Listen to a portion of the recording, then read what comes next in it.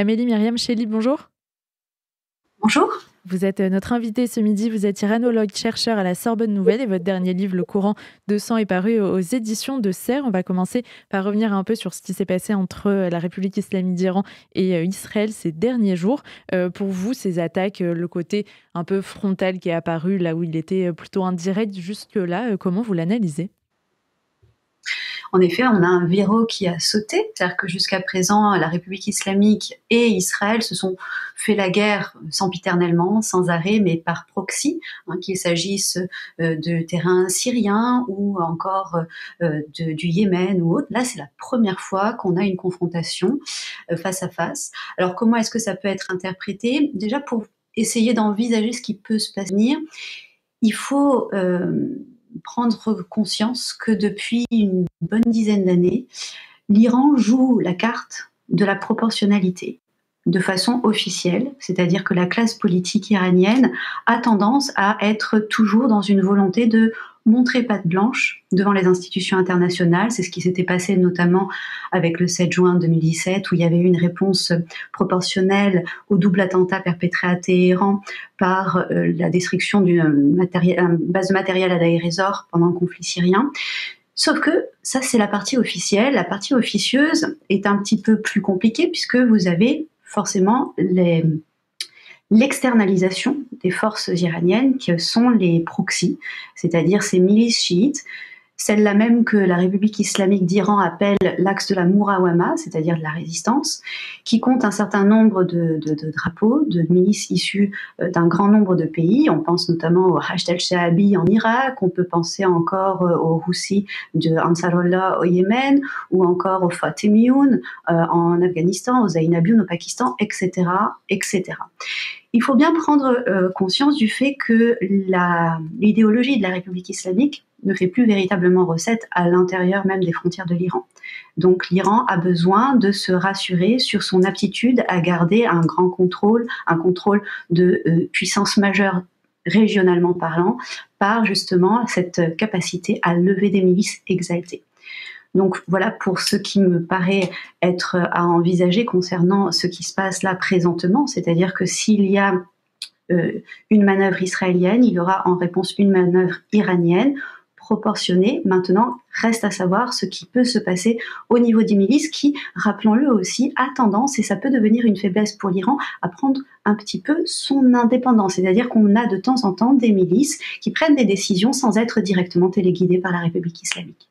Il y a une vraie différence entre la perception d'Israël par les mollahs, la République islamique d'Iran, et celle du peuple iranien. On a vu le hashtag Merci à Israël qui est un peu monté ces derniers temps en Iran, des jeunes qui refusaient aussi de piétiner le drapeau israélien. Est-ce que vous arrivez à évaluer cette proportion de soutien à Israël ? Oui, alors c'est pas nouveau qu'on ait des jeunes qui refusent de piétiner le drapeau israélien. C'est-à-dire que vous avez plusieurs fois dans l'année en Iran des cérémonies, des célébrations où on pousse en fait les étudiants notamment à crier Ma'ar bar Israël, mort à Israël, ou Ma'ar bar America, c'est mort à l'Amérique. Et il y a plein d'étudiants qui essaient de contourner cette obligation, qui essaient de se rendre absents ce jour-là, etc., etc. Maintenant, ce qu'il faut plutôt prendre en considération, c'est le fait qu'en fait la question israélienne, ça concerne pas les Iraniens. Le peuple iranien ne se sent absolument pas concerné. Il se sent même à la limite un peu plus concerné par une haine qui est un peu plus naturelle, un peu plus ontologique, qui est celle avec l'Arabie saoudite, par exemple. Rappelons que parmi les grands slogans qu'on entend très régulièrement scander lors de manifestations en Iran, et je ne parle pas que des derniers événements, mais ça peut être des manifestations pour des questions économiques ou autres, c'est Naqazé na Lubnan, Janam Fadoye Iran, qui veut dire ni Gaza, ni le Liban, mon cœur va à l'Iran. En d'autres termes, arrêtez d'envoyer notre économie qui est déjà souffreteuse dans des fonds qui vont pour la lutte pour Gaza, qui vont dans le sud Liban. C'est l'Iran qu'il faut envisager, c'est à l'Iran qu'il faut que cette économie revienne. Donc la question israélienne n'est pas une question. Alors, on ne va pas non plus essayer de confondre l'énorme partie de la population iranienne qui est contre son régime avec une partie de la population qui serait pro-israélienne. Non. Il y a une écrasante partie de la population en Iran qui est contre le régime. Maintenant, de là à se dire pro-israélienne, ça c'est allé un petit peu loin. Encore une fois, c'est plus une question qui n'est pas forcément très importante dans l'esprit des Iraniens.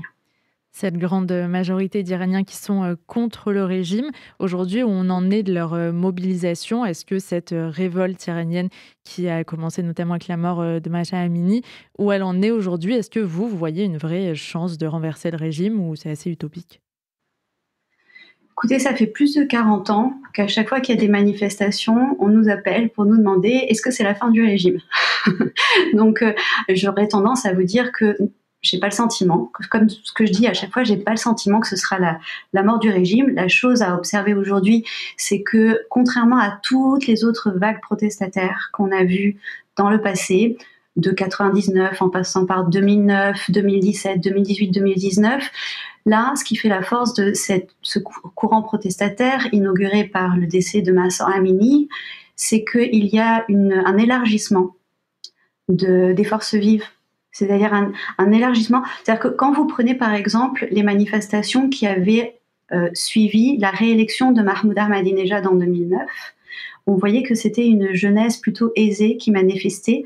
En d'autres termes, une jeunesse qui avait les moyens de quitter l'Iran s'ils étaient inquiétés pour pouvoir faire leur vie à l'extérieur, en Europe, notamment en Europe du Nord ou même aux États-Unis.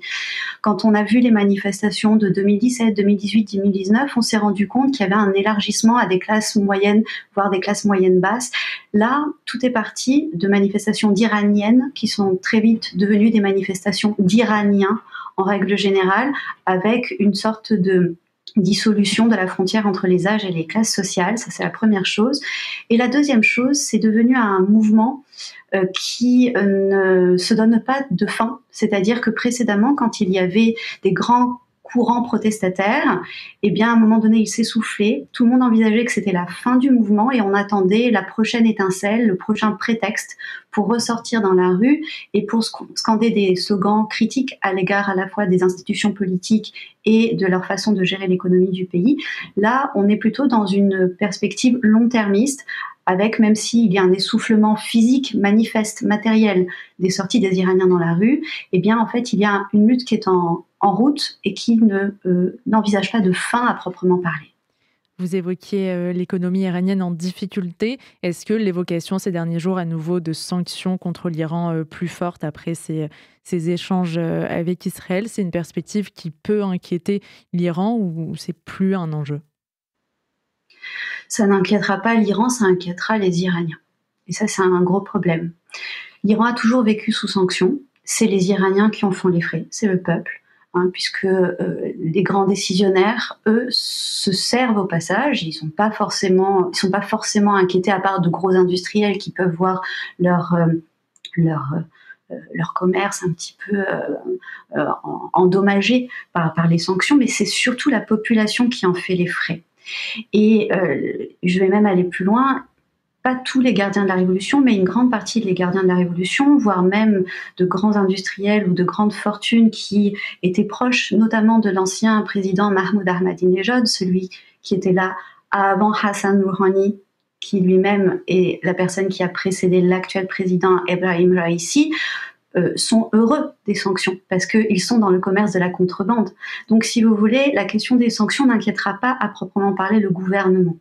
Et puis de toute façon, il faut le savoir, en Iran, depuis pas mal d'années maintenant, on va dire entre 10 et 15 ans, dans toutes les universités, notamment, mais aussi dans des centres de recherche et laboratoires, on a ce qu'on appelle un département qui s'appelle les sciences du futur. Et dans ce département des sciences du futur, vous avez effectivement de la technologie, de la recherche, un petit peu classique, mais aussi des enseignements sur comment contourner les sanctions. Alors, pas de façon forcément illégale, mais par exemple par la création d'applications locales, type Amazon local, type Uber local, etc., etc. Donc, c'est un gouvernement qui, finalement, part du principe que les sanctions, ça fait partie du quotidien. En revanche, pour le peuple, c'est plus compliqué. Un grand merci à Amélie Myriam Chahli d'avoir été avec nous ce midi sur RCJ. Et je rappelle le titre de votre livre, Le Coran de sang, qui est sorti aux éditions du Cerf.